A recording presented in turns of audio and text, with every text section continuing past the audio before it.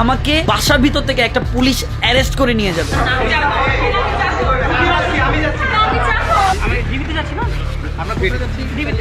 Guys, আমাদের বিখ্যাত হারুন কাকার কাছ থেকে আমি 500 টাকা নিয়ে এখন আমি খেতে যাব। শহীদ আফ্রিদির একটি কলে ডিবি অফিসের মধ্যে ধরে নিয়ে আমাকে 1 ঘন্টা নির্মম ভাবে পিটা। ওরা বলছে নাও 3 দিতেছি, আরো যত লাগে পাবা।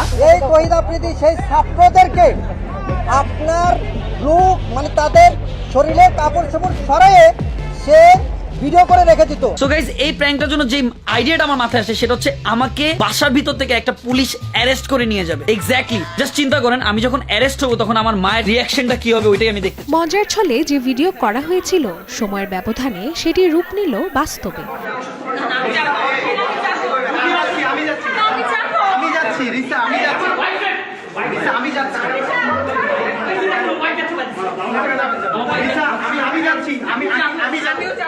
প্র্যাঙ্ক ভিডিওতে মায়ের অনুভূতি দেখতে চাইলেও বাস্তবে দেখতে হয়েছে স্ত্রীর আহাজারি, যে দৃশ্য রাতভর সোশ্যাল মিডিয়ায় ছিল আলোচনায়। কোরআনের কসম কেটে বলে আমি তো উমরাওয়াজ করছি। না না, আপনার পাশার কেউ না এত ওই আমি শুধু ভয় পেয়েছিলাম ওয়াইফটা 6 মাসে প্রেগন্যান্ট।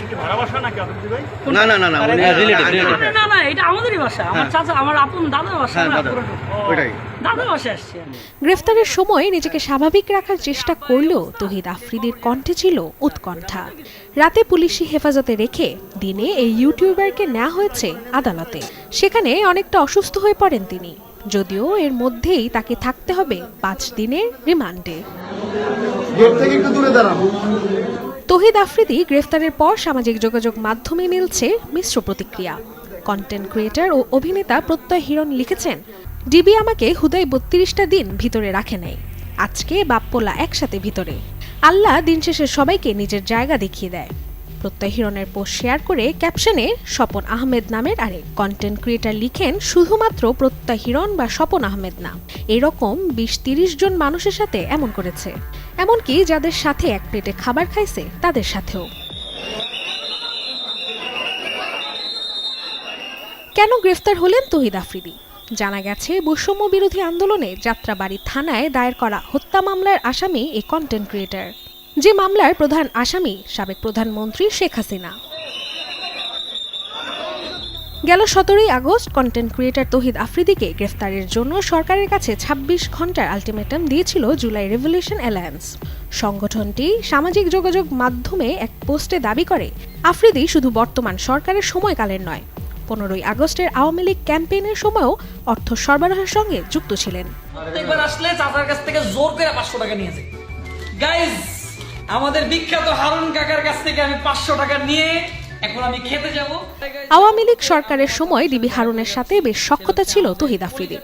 একাধিক ভিডিওতে মিলেছে যার প্রমাণ।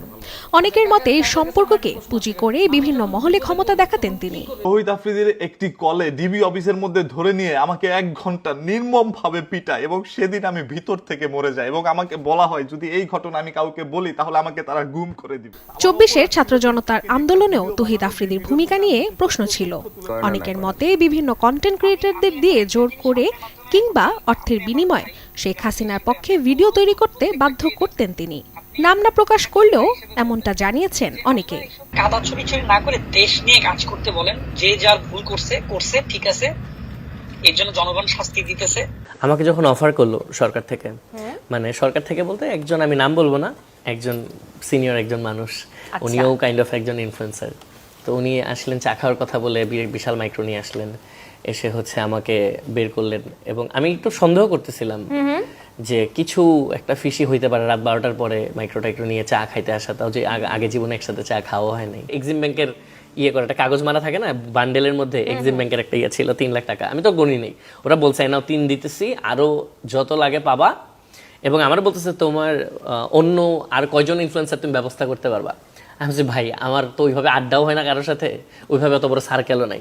এই তৌহিদ আফ্রিদি সেই ছাত্রদেরকে আপনার লুক মানে তাদের শরীরে কাপড় চোপড় সরাইয়ে সে ভিডিও করে রেখে দিত, জিম্মি করে রেখে দিত। এই তৌহিদ আফ্রিদি তার স্ত্রীর প্রেগনেন্সির কথা বলেছে, তার স্ত্রী 6 মান্থ প্রেগনেন্ট সেটা বলছে, তার প্রস্রাবে ব্লাড যায়, সেই কথাগুলো সে বলেছে। তৌহিদ আফ্রিদির আগে 24-এর জুলাই আন্দোলনে আন্দোলনকারীদের উপর হামলা ও হত্যার ঘটনায় জড়িত থাকায় গ্রেফতার হন তার বাবা নাসির উদ্দিন সাথী। Desk report, channel 24।